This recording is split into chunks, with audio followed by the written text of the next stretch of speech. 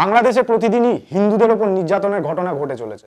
তা নিয়ে মোদী সরকার ঢাকাকে যেমন কড়া বার্তা দিচ্ছে, তেমনি তার সহযোগী সংবাদ মাধ্যমও সরব হচ্ছে প্রতি মুহূর্তে। আবার বাংলাদেশের মতো এই দেশেও প্রতিদিন ঘটে চলেছে কিন্তু সংখ্যালঘু মুসলিমদের উপর নিগ্রহের ঘটনা। যেমন সম্প্রতি মর্মান্তিক দুটো ঘটনা আমাদের সামনে এসছে। একটি হলো উত্তরপ্রদেশের মুরাদাবাদে এক অভিজাত আবাসনে এক মুসলিম ডাক্তার দম্পতি একটি ফ্ল্যাট কিনে বসবাস শুরু করায় ওই আবাসনেরই হিন্দু আবাসিকরা আপত্তি তোলে এবং নিজেদেরকে অসুরক্ষিত বলে দাবি করে। শুধু তাই নয়, মুসলিম দম্পতিকে ওই আবাসন ছেড়ে দেওয়ার দাবিতে হিন্দু আবাসিকরা অবস্থান বিক্ষোভ শুরু করে।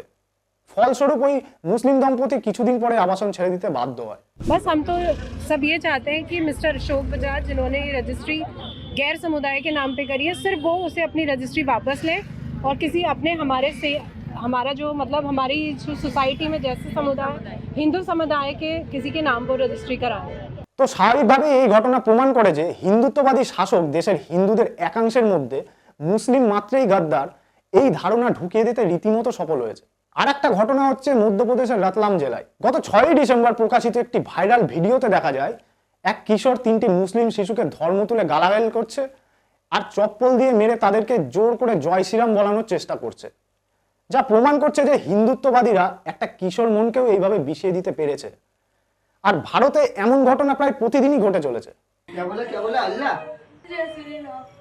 ফলেই প্রশ্ন উঠছে যে ভারত সরকার নিজের দেশের সংখ্যালঘুদের নিরাপত্তা দিতে ব্যর্থ, সেই সরকার প্রতিবেশী দেশের সংখ্যালঘুদের নিরাপত্তা নিয়ে প্রশ্ন তুলতে পারে কি?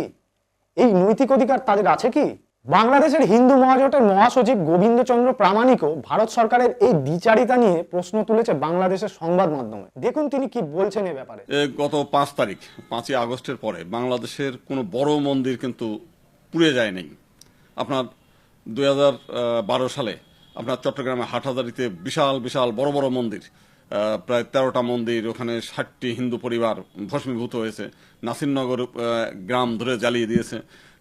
আপনার রংপুরের 2টো গ্রাম, টিটু রায়ের ঘটনায় 2টো গ্রাম জ্বালিয়ে দিয়েছে। পীরগঞ্জ জ্বালিয়ে দিয়েছে।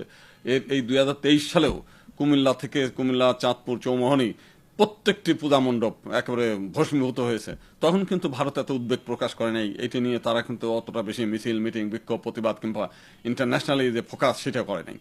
যদি হিন্দুত্ববাদের হতো তাহলে শেখ হাসিনার সময় 2008 থেকে 2023 সাল পর্যন্ত এবং বাবরি মসজিদকে কেন্দ্র করে শেখ হাসিনার উদ্যোগে যে সারা বাংলাদেশে যে হিন্দুদের বাড়িঘর পুড়েছিল 1992 সালে, তো তখন কিন্তু ভারত উদ্বেগ প্রকাশ করতে পারত যে এত বড় একটা ঘটনা ঘটলো সারা বাংলাদেশে। তখন কিন্তু হয়নি। মূল বিষয়টা হচ্ছে যে এবার যে তার ব্যাপারে উদ্বেগ প্রকাশ করছে এইটা টোটালটাই পলিটিক্যাল। যে তারা মনে করে যে এই ব্যাপার নিয়ে যত বেশি হাইলাইট করা যাবে তার দেশে এইটা প্রচারণা করে তারা ভোট ব্যাংক, তার এলাকায় মুসলিম বিরোধী বক্তব্য দিয়ে হিন্দুদেরকে ইউনিট করা সম্ভব, এবং এই উদ্দেশ্য নিয়েই মূলত বলা এবং এইটা নিয়েই প্রচারণা। এবং শুধু এরা করেছে তা না, আপনি দেখেন খোদ আমেরিকায় ভোটের আগে ট্রাম্প সাহেব বলছেন যে বাংলাদেশে ব্যাপকভাবে হিন্দুদের উপর নির্যাতন হচ্ছে, আমি যদি থাকতাম তাহলে নির্যাতন হতো না। এবং এইটা বলার ফলে যে কাজটা হলো ওনার, যে নির্বাচনে আমেরিকায় যত হিন্দু ভোট সব কিন্তু ট্রাম্পের পকেটে পড়েছে। ঠিক এই পলিসিটা ভারতের মধ্যেও প্রত্যেকে, এই যে আমাদের বাংলাদেশে যে হিন্দুদের নিয়ে যে এটা টোটালটাই হিন্দুরা একটা ফুটবলের মতো ব্যবহার হচ্ছে, যে যা পারছে তার দিকে গোল করে নিচ্ছে, তার নিজের কাজে ব্যবহার হচ্ছে। এবং আমরাও সেই দীর্ঘদিন থেকে আমরা সেইভাবেই ব্যবহৃত হচ্ছি। আমাদেরকে ব্যবহারই করছে ভিকটিম বানিয়ে গোল করা। তাহলে আজ হিন্দুত্ববাদী শাসক ও তার সহযোগী সংবাদ মাধ্যমগুলো বাংলাদেশের হিন্দু নিগ্রহ নিয়ে এত উদ্বেগ দেখাচ্ছে কেন?